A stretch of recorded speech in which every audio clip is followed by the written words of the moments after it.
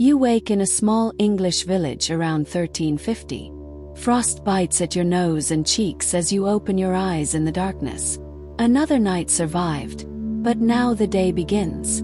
Your cottage is a single room of wattle and daub, wooden frames filled with mud, clay, straw, and sometimes animal dung. The straw-thatched roof keeps out rain but little of the cold. Your family huddles on a single straw mattress on the dirt floor.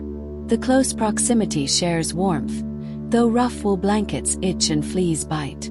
Chickens, a goat, or a pig may share the space, adding heat but also smell and mess. You whisper to your children, knowing there's little sunlight to guide your day. First, the fire must be rekindled. If embers remain, you carefully add dry straw, blowing gently until the flame grows. Firewood is precious, gathered during autumn, meant to last until spring. Smoke fills the cottage, stinging your eyes but preserving the thatch and keeping some insects at bay. The single window is covered with oiled cloth or animal skin, letting in dim light while keeping drafts out.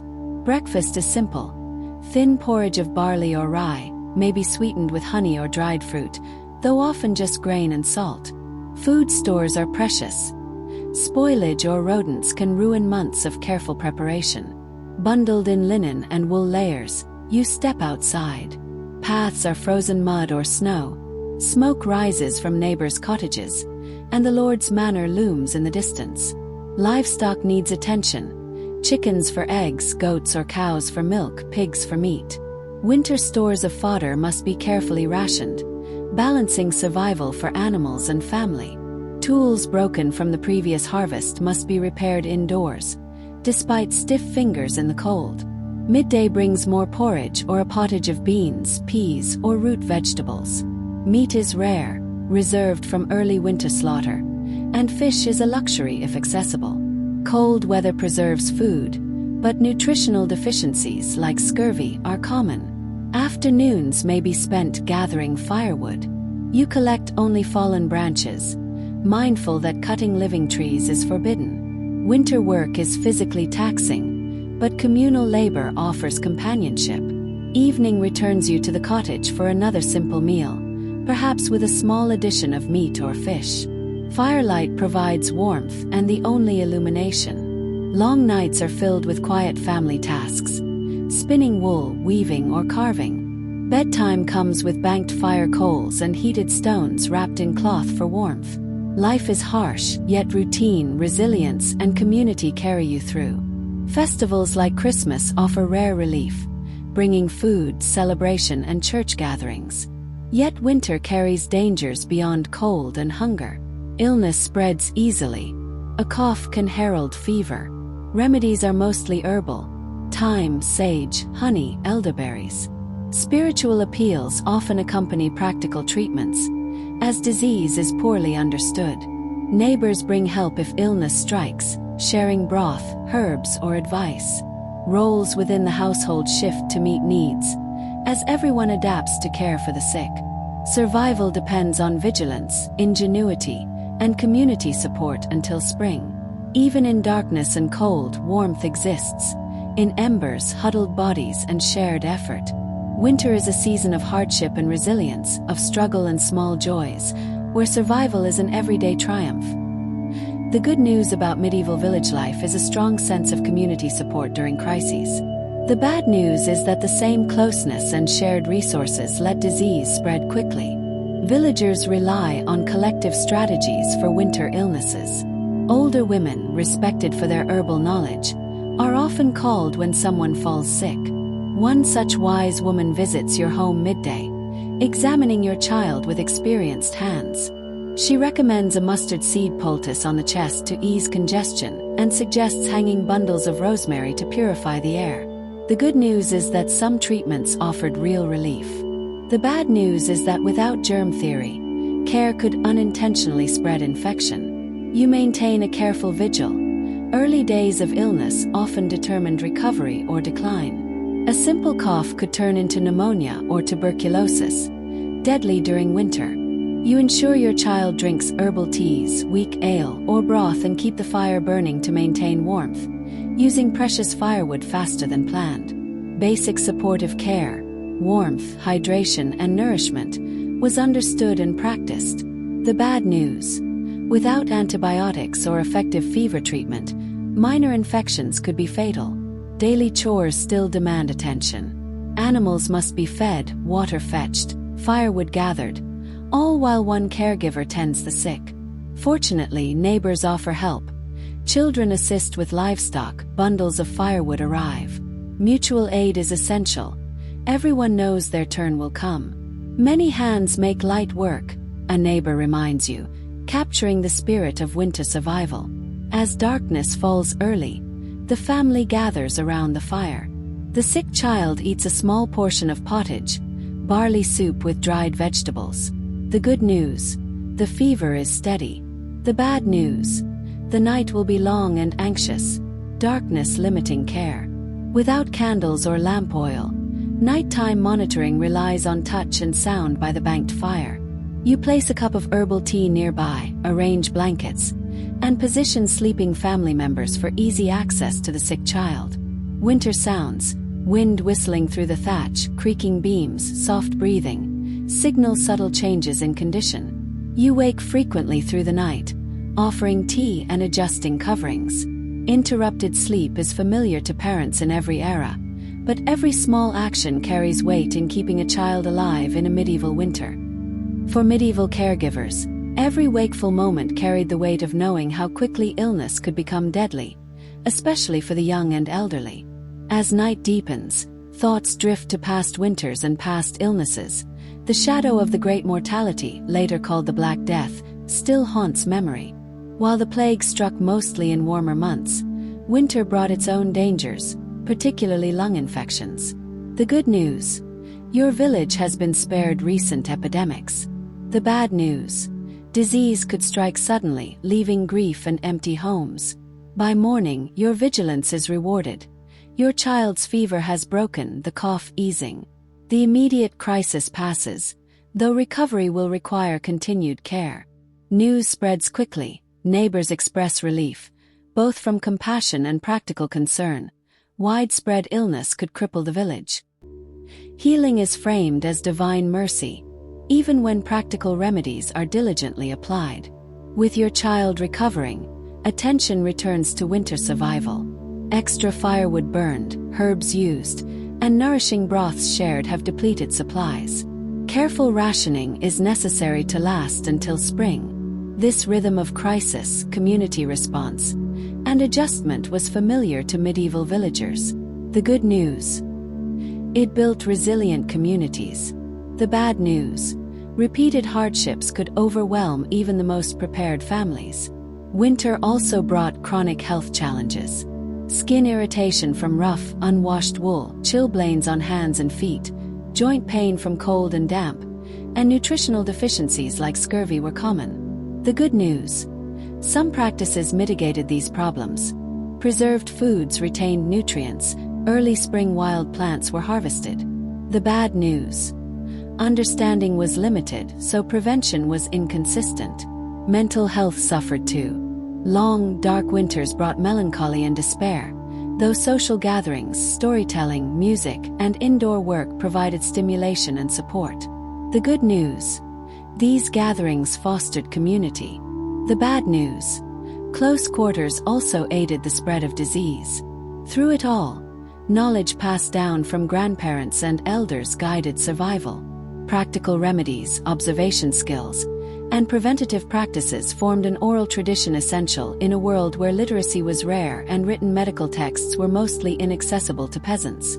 This inherited wisdom, combined with communal support, was vital for enduring the long, harsh winters. Peasant medicine relied on careful observation, experience, and preserved traditional knowledge. Watch the chest when they breathe, your mother had taught. When the skin pulls in between the ribs, worry is warranted. These practical skills guided families in deciding when to intensify care, seek help, or prepare for death. Despite support and remedies, death was a frequent visitor in winter villages. Infant mortality was high, and the elderly, weakened by labor and past illnesses, often succumbed in harsh seasons. The good news, if it can be called that: Communities had meaningful rituals to cope with loss. The bad news: these rituals were all too often needed. When death occurred, neighbors assisted, fires were kept burning, and church bells tolled for prayers. Frozen ground sometimes delayed burials, requiring temporary storage of bodies until interment was possible. This time your family is fortunate. The illness passes, leaving exhaustion but no tragedy. Your child sleeps more peacefully, while outside, weak winter sunlight streams through the window, lifting spirits and signaling that spring will eventually return. You step outside to empty a basin of water used for nighttime compresses. Cold, fresh air fills your lungs. In the village center, neighbors carry water, tend livestock, and repair tools, each household advancing slowly towards spring. A neighbor waves, asking after your child. Cautious optimism passes between you, reinforcing the shared experience of winter survival. The good news: this sense of shared struggle strengthens bonds that sustain both individuals and community. The bad news: prolonged hardship can strain even the strongest ties, forcing difficult choices over scarce resources. Back inside, your recovering child asks for food. You reheat a small portion of last night's pottage. Simple, but every grain, dried vegetable, and preserved meat represents months of preparation for winter survival. Tasks neglected during the illness await. Wool to spin, providing essential clothing and trade goods, and repairs to a leaky roof revealed by melting snow. Life continues in its measured winter rhythm, balancing care, labor, and the enduring hope of spring. Plans must adjust now that supplies have been used more quickly than expected during the illness. Medieval peasant life demanded constant adaptation, especially in winter when margins for error were slim. The good news: this bred remarkable resourcefulness and practical ingenuity. The bad news: the mental strain of survival was ever present. Your spouse returns from morning chores with troubling news. Another household shows signs of the same illness. This information is both worrying and useful, indicating a pattern rather than an isolated case. Medieval communities tracked such developments carefully, guiding decisions on care and social gatherings. The woolworking event planned for tomorrow is postponed. Productivity and morale must yield to caution. Throughout the day, you watch your recovering child while returning to essential work. Illness has been a harsh reminder of winter's dangers, but also of the accumulated knowledge, practices, and community support that make survival possible. By evening, your child sits up and takes more substantial food. The cough lingers but is less severe. The worst has passed. You offer thanks to God, to medicinal plants, to neighbors, and to ancestral wisdom. As darkness falls, the family settles by the fire. Your child sleeps more peacefully, and outside, the stars shine in the clear, cold sky, a quiet reminder of the knowledge and care passed through generations. The next few days bring relief as your child recovers, but winter is far from over. The looming challenge: food scarcity. It is the hunger moon, or what modern historians call the late winter hunger gap. You rise before dawn, moving to the storage area. Barrels of grain, rye, barley, some oats, are alarmingly light. Dried vegetables, onions, garlic, turnips, parsnips have dwindled. Preserved meats are reduced to small emergency portions. The good news: careful post-harvest planning preserved as much as possible. The bad news: even the best planning cannot fully account for winter's length, severity, or unexpected crises. Morning porridge is thinner today, with smaller portions for all except the recovering child. Nobody complains. Seasonal hunger is familiar. Peasants cope with late winter scarcity through rationing, reducing meals to 2 per day and stretching food with fillers, like ground straw and bread. Wild resources grow important again. Your spouse notes that the pond's ice has thinned. Perhaps fishing is possible. The prospect, however small, lifts spirits. Even a few small fish would add precious protein and variety to winter meals. Medieval freshwater fishing used simple tools: woven baskets, hand nets, or rudimentary hooks. Some peasants had fishing rights, though lords often claimed exclusive privileges. Bundled against the cold after breakfast, you join other villagers to check winter traps in the woodlands. Trapping small game was a vital supplement to diet, though care was needed. Many forests were the lord's hunting grounds, and taking large animals was forbidden. Most lords tolerated small game traps, recognizing that peasant survival ensured a productive workforce. The good news: 2 rabbits are caught, providing welcome fresh meat. The bad news: 5 families share the catch, giving your household only a small portion. On the walk back, catkins and early snowdrops signal that spring is approaching. Medieval peasants were keen observers of such natural indicators, relying on intimate knowledge of seasonal cycles for both sustenance and medicine. Back in the village, the Lord Steward appears unexpectedly, announcing that each household must provide 1 extra bundle of firewood for the manor. The good news: the demand is modest, 1 bundle rather than more onerous levies. The bad news: your winter stores are already carefully rationed, meaning colder nights for your family. You agree respectfully, concealing your concern. This reflects the complex peasant-lord relationship: mutual obligations, protection, and rights exchanged for labor and produce, tempered by the hardships of winter. The villagers gather briefly to organize tomorrow's wood-gathering expedition.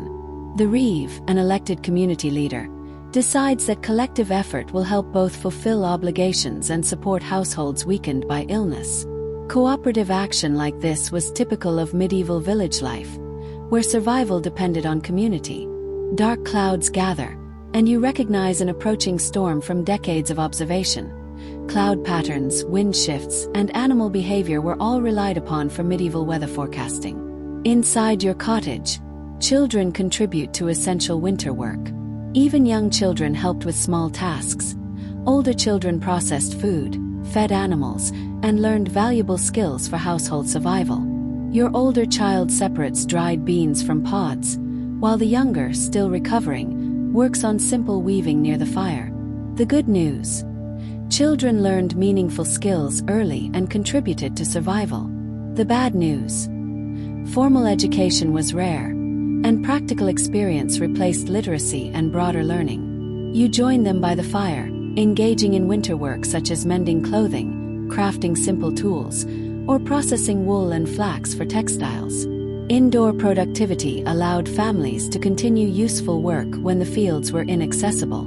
By evening, the predicted storm arrives, howling winds and a fresh blanket of snow. Your family huddles close to the fire, listening to winter's fury. Such storms posed real dangers. Blocked paths disrupted work, and the challenge of keeping both people and livestock warm and fed to travel in winter became nearly impossible, isolating those caught away from home. Heavy snow or high winds could damage buildings, and poorly sheltered animals might be injured or die. The good news: medieval peasants planned for such conditions, rarely venturing far and building shelters adapted to local weather. The bad news: truly severe storms could still overwhelm these preparations, causing casualties among people and livestock. As the wind howls outside, your family turns to storytelling, a critical aspect of winter survival. In a world without widespread literacy or books, oral tradition preserved entertainment, education, and practical knowledge. Tell us about the Great Frost, your younger child pleads, recalling a severe winter from decades past. As you recount your grandparents' stories, you transmit survival lessons disguised as entertainment, warning signs, emergency measures, and techniques to endure harsh winters. The good news: oral tradition effectively preserved crucial knowledge. The bad news: written records were largely inaccessible to peasants, leaving precision and broader dissemination limited. Your thoughts shift to the vulnerable. Elderly or infirm neighbors, families low on firewood or food, faced particular danger during storms. We should check on old Martin tomorrow, you tell your spouse, referring to a widower at the village's edge. Mutual aid was both a Christian duty and a community necessity, forming a crucial safety net when no formal support systems existed. The storm rages through the night, wind shrieking through thatch and ill-fitting doors. Medieval homes were drafty, poorly insulated, and often leaky.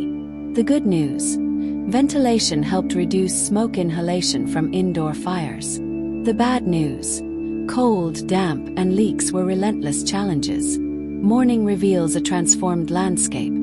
Fresh snow smooths the village and fields. Your first task is digging out pathways to reach livestock and clear potential roof drainage blockages that could cause ice dams or leaks. Armed with wooden shovels and raw effort, villagers work together. The good news: fresh snow provides some insulation, making interiors warmer. The bad news: it adds extra labor and makes everyday tasks like fetching water or firewood more difficult. With pathways cleared, you join neighbors to check on vulnerable villagers.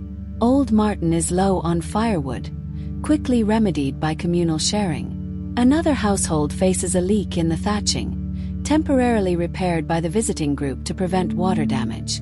This pattern of mutual aid defined medieval community life, particularly in winter emergencies. The good news: it created remarkable resilience. The bad news: in widespread disasters, regional famine or epidemic, even these systems could be overwhelmed when all faced desperate circumstances simultaneously. By midday, the initial post-storm crisis management is complete, and attention turns to productive work. Children are sent sledding down a nearby hill, not just for play, though they enjoy it, but to pack down a smooth snow path for transporting firewood back to the village. Medieval winter work often combined necessity with social enjoyment, blending labor and amusement in ways that strengthened both community and morale. The good news about combining work and play in medieval winter was that it made essential labor more enjoyable and strengthened community bonds. The bad news: even with these small moments of fun, most tasks remained work. Leisure as we understand it today was a rare luxury for peasants in any season. Your afternoon is spent on the communal wood-gathering expedition to meet the Lord's demand. The fresh snow makes the trek to the forest edge more difficult, but will ease the return journey with sleds or dragging wood. Working together, villagers complete the task more efficiently, though the cold makes every movement strenuous. Conversation turns to the upcoming Candlemas celebration on February 2nd. For peasants, church festivals provided both spiritual meaning and brief breaks from routine. "We'll have new candles this year," someone remarks, referring to the blessing of candles that gave Candlemas its name. Candlemas also marked the midpoint of winter, a natural checkpoint to evaluate food stores and adjust rations if necessary. The good news: the liturgical calendar offered psychological milestones, helping peasants divide the long, dark months into manageable segments. The bad news: religious observances often came with obligations, such as church tithes, which could strain already scarce winter resources. With the firewood gathered and distributed, your thoughts turn to the evening meal, a particular challenge in late winter. By now, meals are monotonous and nutritionally limited. Stored grains, root vegetables, and occasionally preserved meat or fish dominate every dish. Tonight's meal might be a thin soup of barley and dried peas, flavored with a last onion and a small piece of salt pork if you were fortunate. Coarse rye bread may accompany it. The good news: medieval peasants displayed remarkable ingenuity in creating nourishing meals from minimal ingredients. The bad news: nutritional deficiencies were common, causing issues from scurvy to weakened immunity. As your family eats, conversation shifts toward spring preparations. Seeds saved from the previous harvest must be checked and sorted. Tools for planting and fieldwork need final repairs. Decisions about which fields to plant and which crops to sow must be coordinated with other village households. The good news: this planning gave hope and purpose during the final, difficult weeks of winter. The bad news: peasants understood that mistakes now could imperil food supplies for the entire coming year, creating anxiety alongside preparation. After the meal, the family settles by the fire.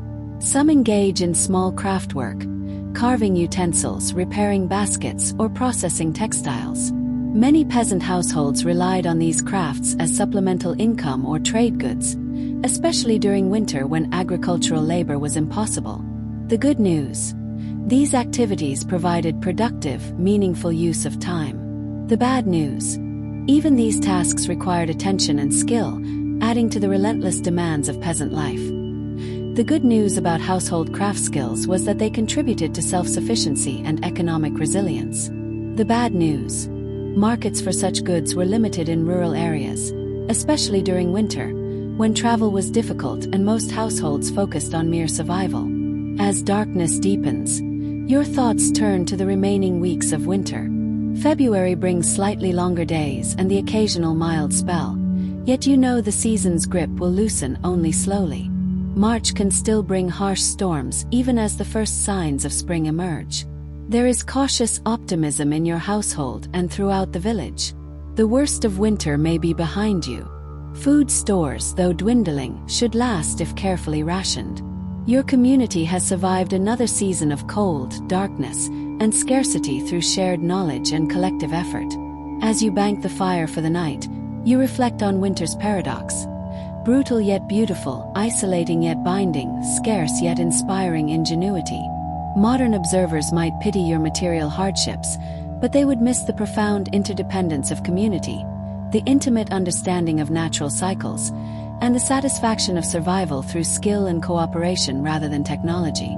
The good news: your medieval winter fosters resilience, practical wisdom, and human connection. The bad news: constant physical hardship, uncertainty, and a narrow margin between survival and disaster accompany these benefits.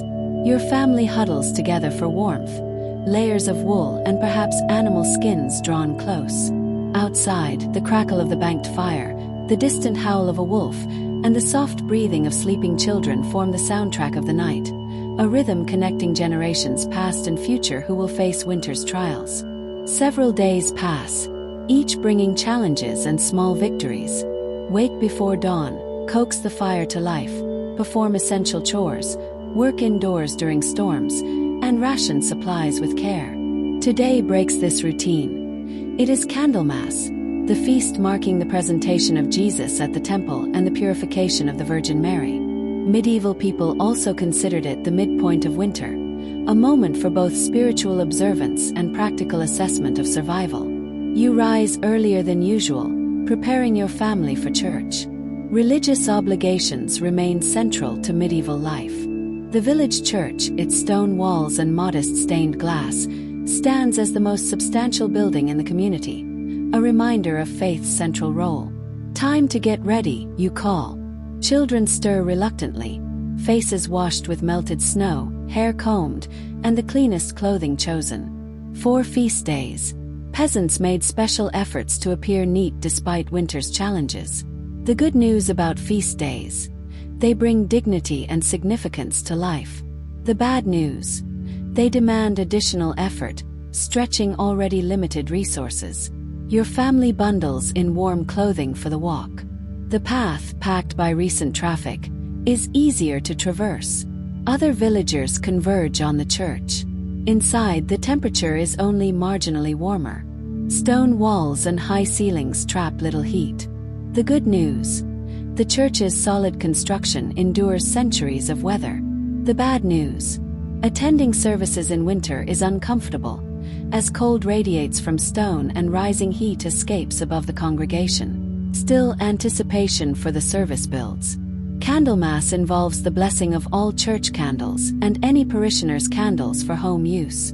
Candles made from costly beeswax or tallow were treasured. Most peasant households used them sparingly, relying on hearth fires for light. A blessed candle at home was both spiritually and practically important. The priest, perhaps the only formally educated member of the village, conducts the service in Latin, a language few peasants understand. The good news: ritual familiarity allows congregants to participate despite language barriers. The bad news: limited comprehension leaves interpretation entirely in clerical hands. During the blessing, the priest sprinkles holy water on the candles, reciting prayers for protection and blessing. For medieval people, these objects carried genuine spiritual significance. The good news: belief in the candles provides comfort and a sense of agency in a dangerous world. The bad news: reliance on spiritual protection could sometimes replace practical precautions. After the service comes the communal gathering. Even in winter scarcity, Candlemas warrants small celebratory meals shared among villagers, reinforcing bonds, providing warmth, and reminding all that survival depends as much on community as on stored provisions. Feast day gatherings might be held in the churchyard or in the largest building available. "I've brought barley cakes," announces one villager, unwrapping a cloth bundle of dense, honey-sweetened cakes saved for this occasion. Another produces dried apple slices, preserved from the fall harvest. Your family offers a special bread, shaped into a cross or other symbol fitting for Candlemas. The good news: these meals strengthen community bonds and provide shared enjoyment during winter's hardest season. The bad news: even festive meals are modest by later standards, and the resources spent may be missed if winter drags on. Conversation naturally turns to practical matters. Candlemas traditionally marks the midpoint of winter, when half of stored provisions should remain if households are to survive until spring. "Our grain holds well enough," a villager reports. "But the root cellar flooded last week. Most of our turnips rotted." Others share triumphs and setbacks. This exchange of information isn't idle chatter. It allows households to identify who might need assistance and who has surplus to share. The good news: transparent communal assessment fosters problem solving. The bad news: hearing of shortages can create anxiety, hinting at potential scarcity for the village as a whole. From the edge of the gathering, you notice the Lord's steward observing. His presence is both participatory and supervisory. The medieval peasant-lord relationship is complex, mutual dependence tempered by authority. The steward steps forward with an announcement. 6 village men are invited to join the Lord's hunt tomorrow. Tracks suggest a wild boar has entered the south woods. A stir of excitement runs through the crowd. Hunting in lordly forests was normally forbidden, punishable by harsh penalties. Today's invitation is both an honor and a chance to supplement winter rations. The good news: acknowledgement of skill and potential for fresh meat. The bad news: access to resources depends entirely on the Lord's discretion. The village reeve selects 6 men with hunting experience or pressing household needs. Your spouse is among them, bringing both pride and anxiety. Wild boar hunting is dangerous, especially without immediate medical care nearby. As the Candlemas gathering disperses, your family returns home, spirits lifted slightly by the religious observance, community connection, and promise of fresh meat. Practical concerns quickly return as you assess your remaining supplies by the light of the newly blessed candle. "We must ration grain carefully," you tell the children. "Spring greens are still weeks away."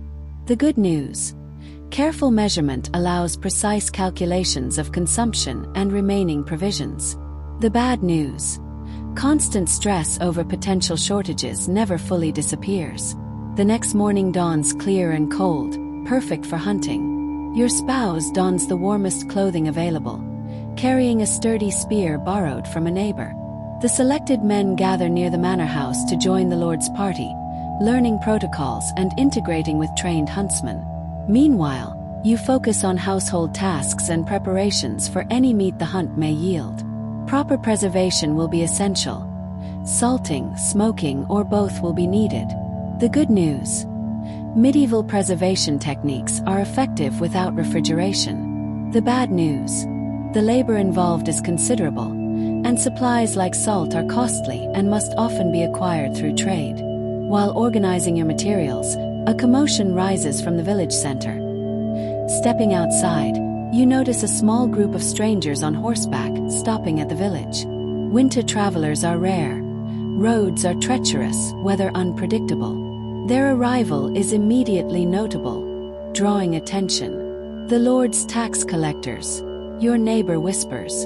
They've come to assess what's owed for the upcoming quarter day. Understanding dawns, but worry follows. Medieval taxation occurred at predictable intervals.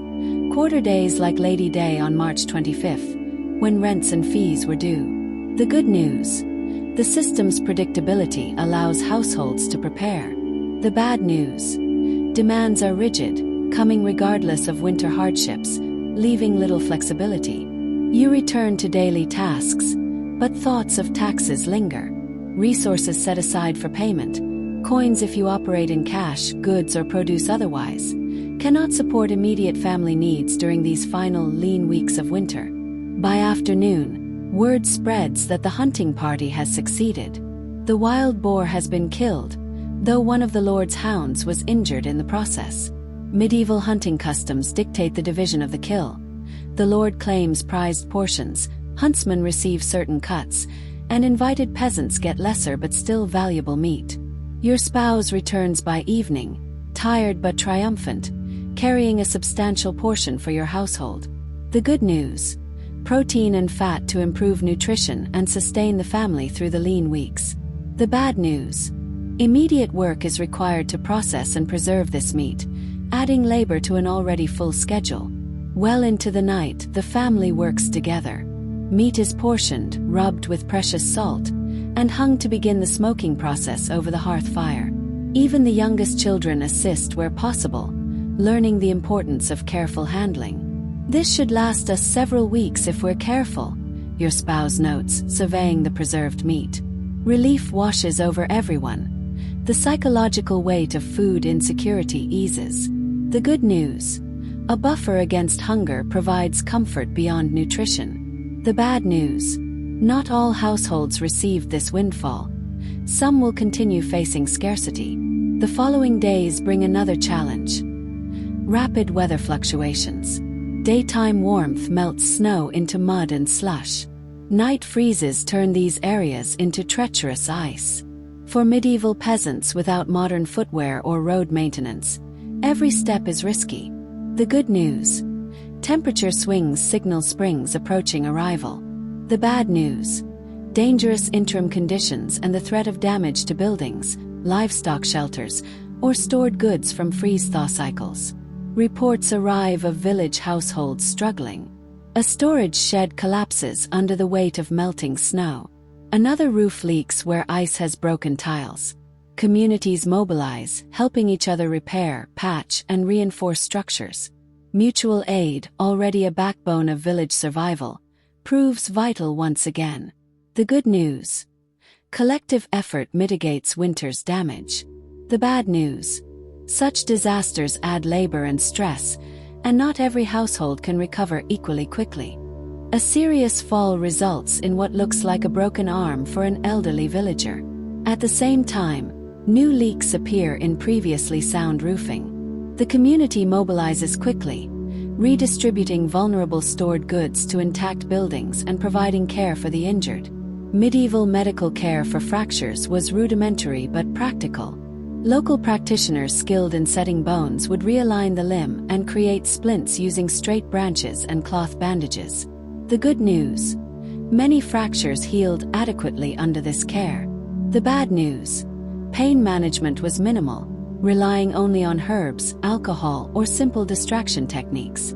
As the elder receives treatment in a neighbor's home, you join villagers repairing the damaged storage building. Winter construction is physically taxing and uncomfortable, but necessary. The good news: medieval building techniques were simple, using locally available materials that could be gathered even in winter. The bad news: cold conditions made labor difficult, and sometimes compromises were required when ideal materials weren't at hand. As February progresses, subtle signs of spring appear. Days lengthen, allowing more daylight for work and alleviating the oppressive darkness. Birds become more active, filling the air with familiar calls, and occasional warmer days provide brief relief from winter's chill. The good news: these seasonal indicators bring psychological encouragement, tangible proof that winter will end. The bad news: the final weeks before spring are often the hardest, with a hunger gap intensifying food scarcity as stored provisions dwindle. Meals grow simpler and portions smaller.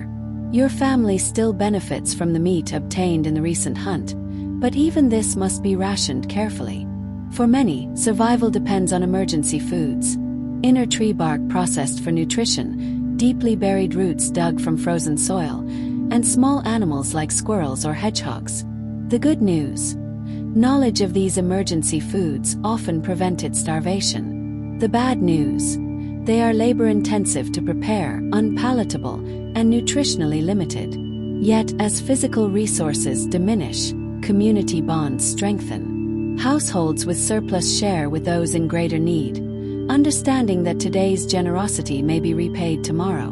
The good news: cooperation reinforces survival and fosters strong social networks. The bad news: persistent scarcity and repeated reliance on such emergency measures underline the precariousness of medieval life.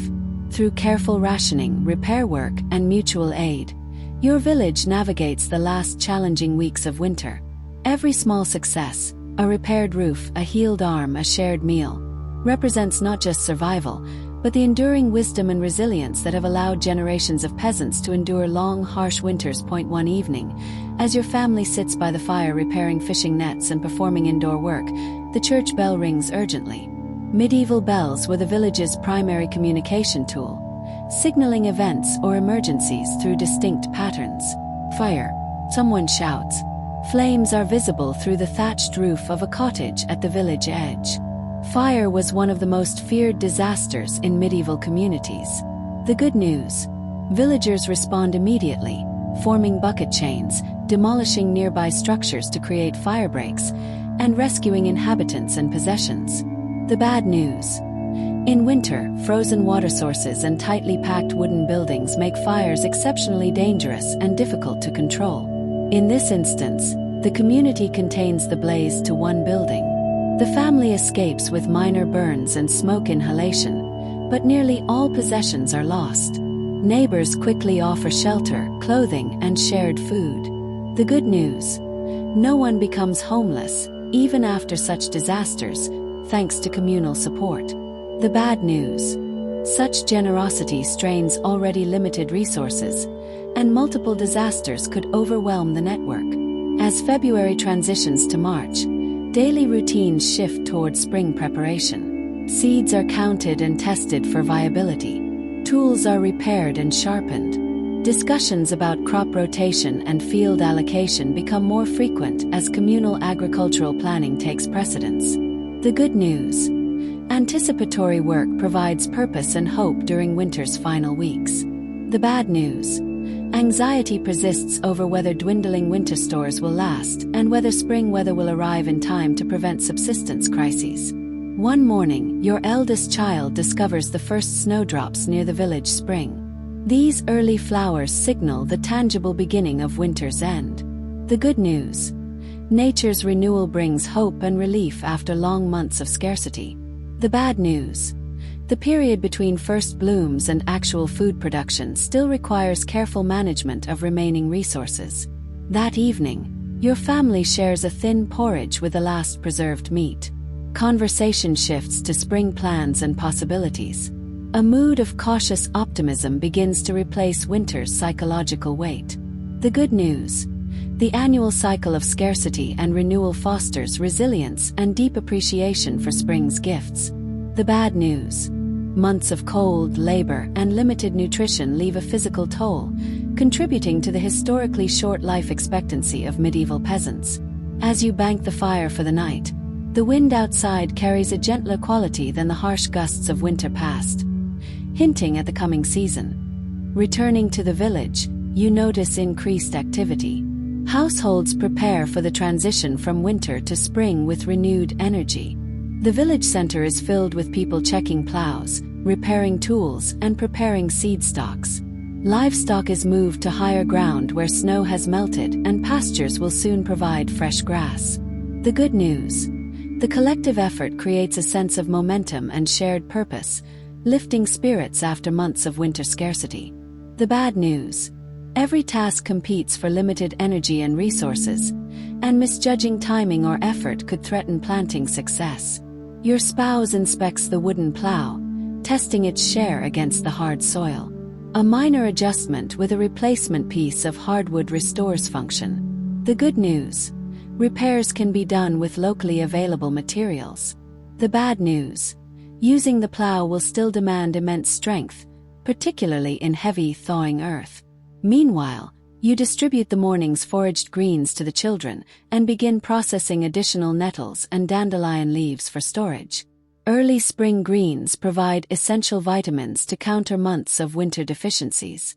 The good news: these first plants enrich the family's diet and give psychological encouragement that spring is arriving. The bad news: they are still only a supplement, not a solution to the ongoing hunger gap. In the village, neighbors exchange reports about remaining winter stores and the condition of their livestock. Some households are running dangerously low on grains. Others report minor setbacks like frozen spring water troughs or broken fence rails. This communal awareness allows collective problem solving. The good news: shared knowledge helps prevent small crises from becoming catastrophic. The bad news: realizing multiple households face shortages underscores the fragility of survival even as winter loosens its grip. By afternoon, you join others in preparing the larger gardens for planting. Furrows are marked, compost applied, and seed beds readied.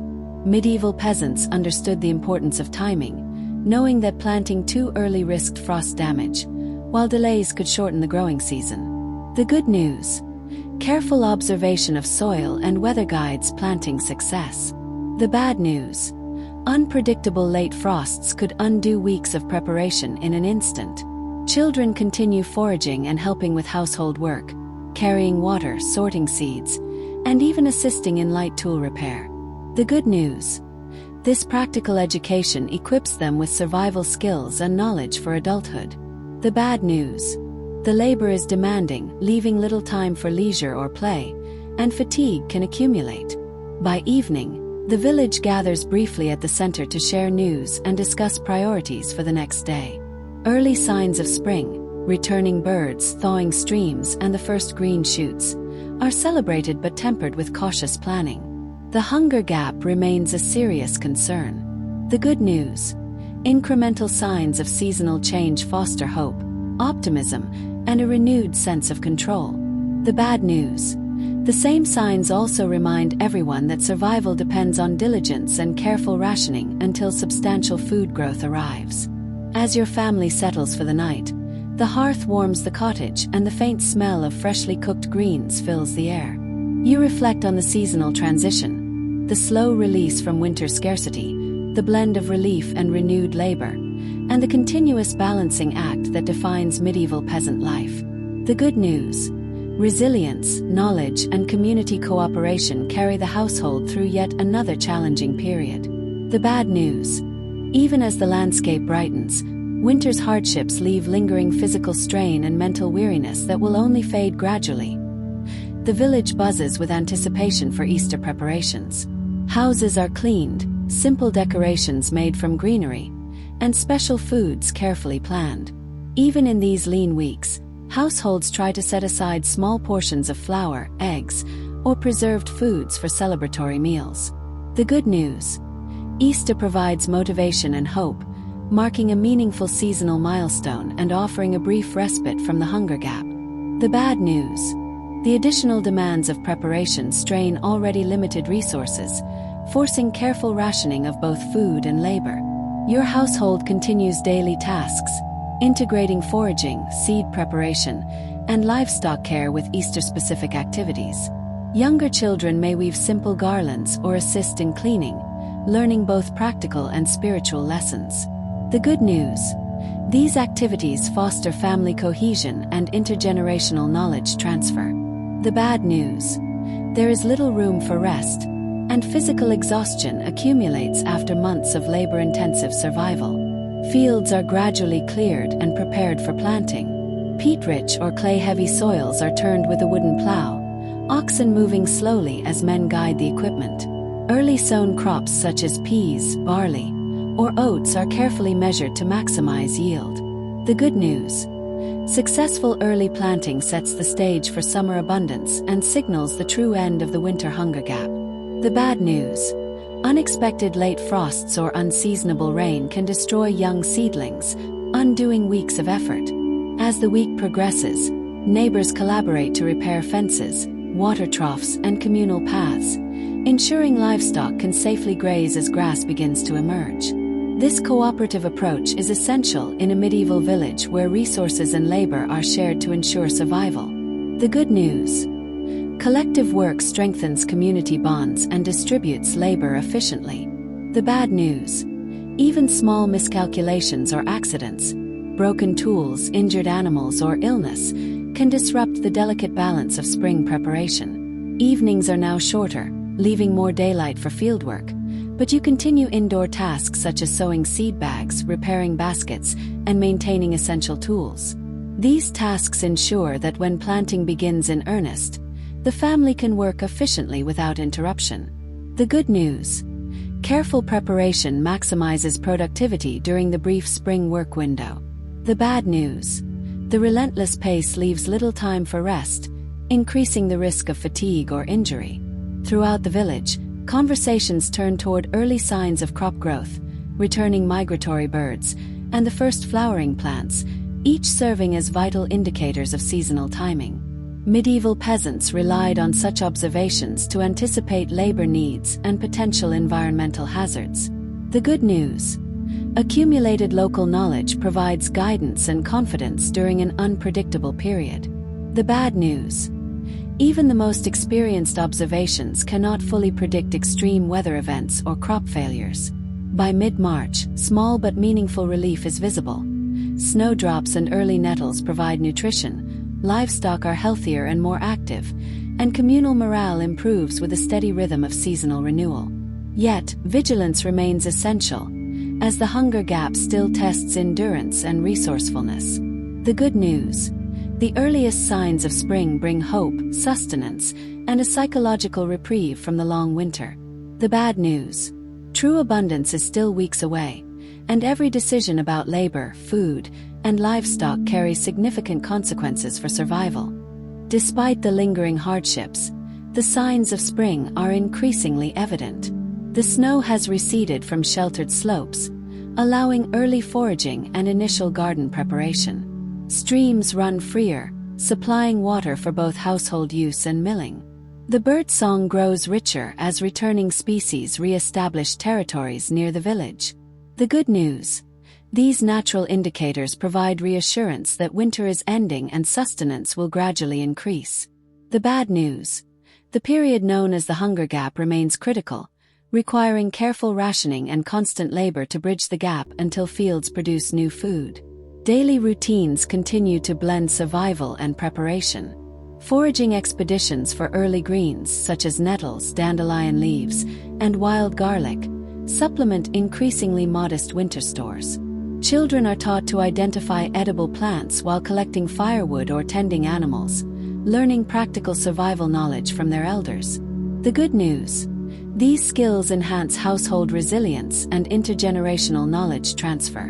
The bad news: the labor required competes with planting preparations and maintenance tasks, stretching already limited energy and resources. Villagers coordinate communal tasks like repairing fences, clearing drainage ditches, and tending shared livestock. The reeve oversees crop rotation plans, ensuring the use of common fields aligns with long-established agricultural practices. The good news: cooperative work ensures sustainable use of land and maximizes overall community productivity. The bad news: disagreements or mistakes can disrupt the delicate balance, affecting the productivity and food security of multiple households. Meanwhile, the manor is fully active as the Lord returns. Peasants are called upon for labor services, including plowing, transporting materials, and assisting with manor maintenance. The good news: labor obligations are predictable and sometimes offer temporary access to tools, resources, or income. The bad news: obligations come at a time when household work is most critical, forcing difficult trade-offs between personal fields and lordly duties. Evenings are a mixture of practical work and shared social connection. Families repair baskets, prepare seed bags, and ready tools while discussing seasonal observations. Birds, budding trees, and soil conditions provide subtle but essential information for planting decisions. The good news: this knowledge guides decisions and reduces the risk of crop failure.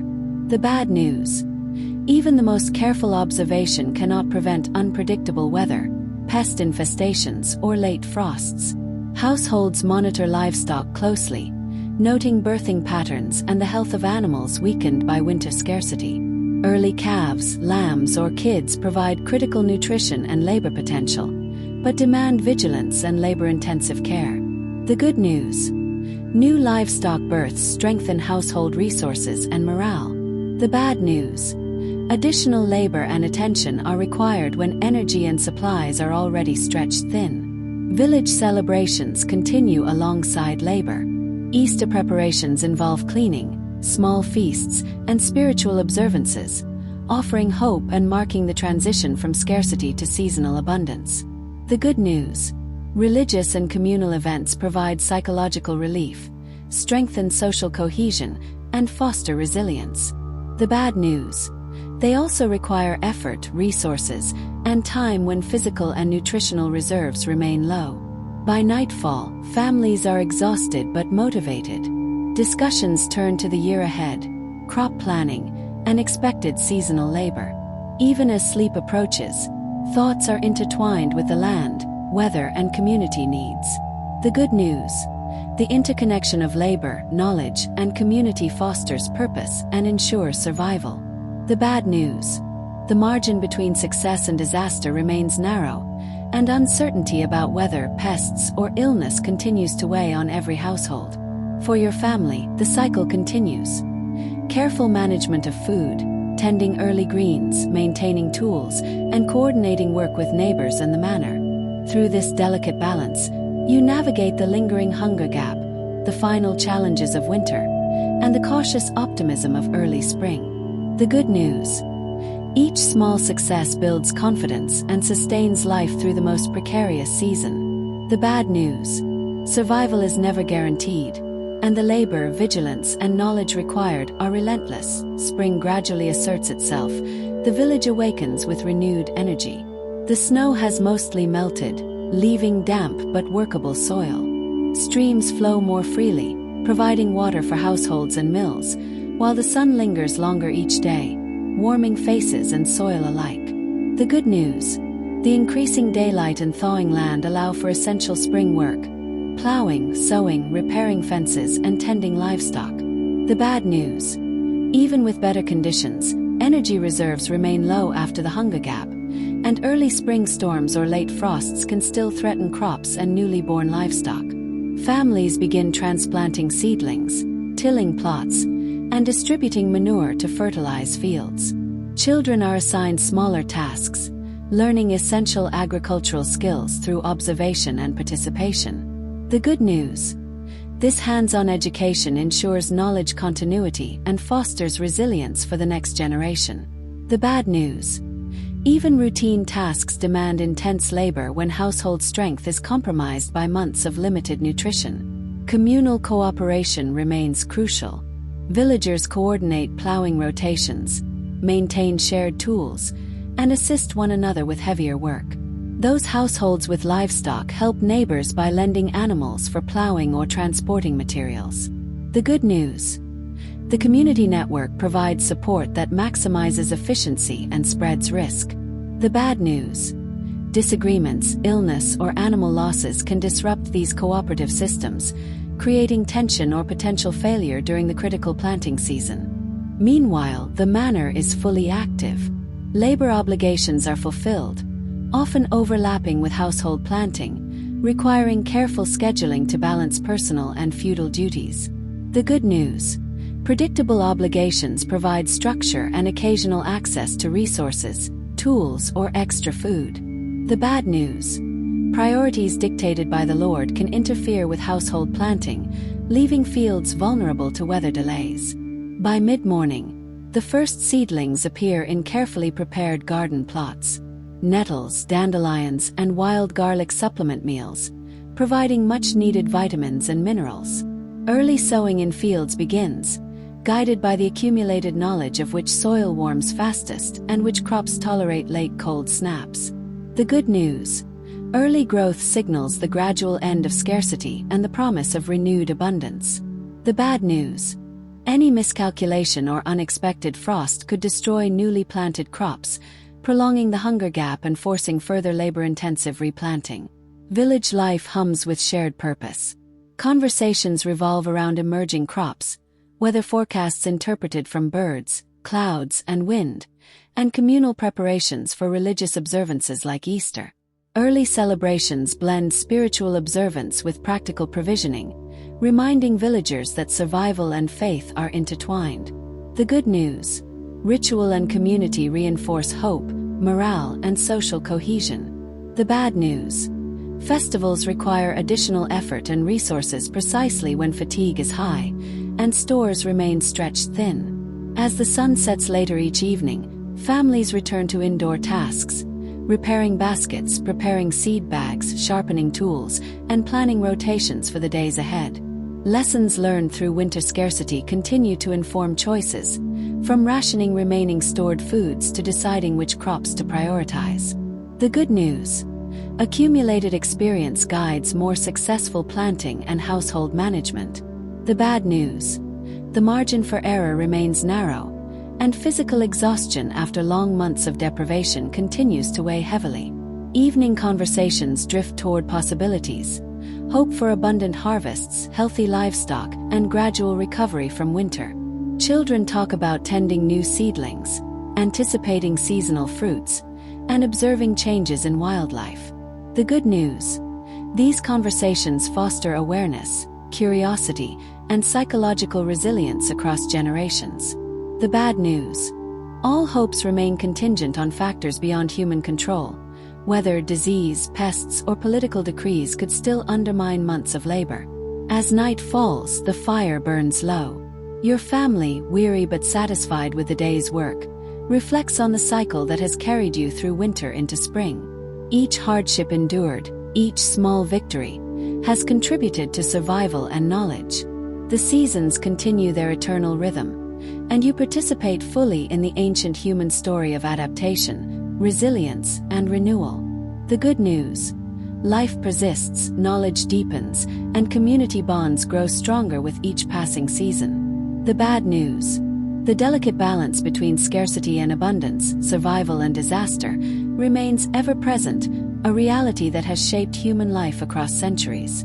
Tonight, sleep comes with a quiet assurance that spring, in its slow, deliberate way, is advancing. The hunger gap persists, but hope has returned alongside the first green shoots, the longer days, and the shared work of those who endure and plan together. Winter's lessons, though harsh, are inscribed in memory, guiding choices, preserving wisdom, and reinforcing the community's resilience for seasons yet to come.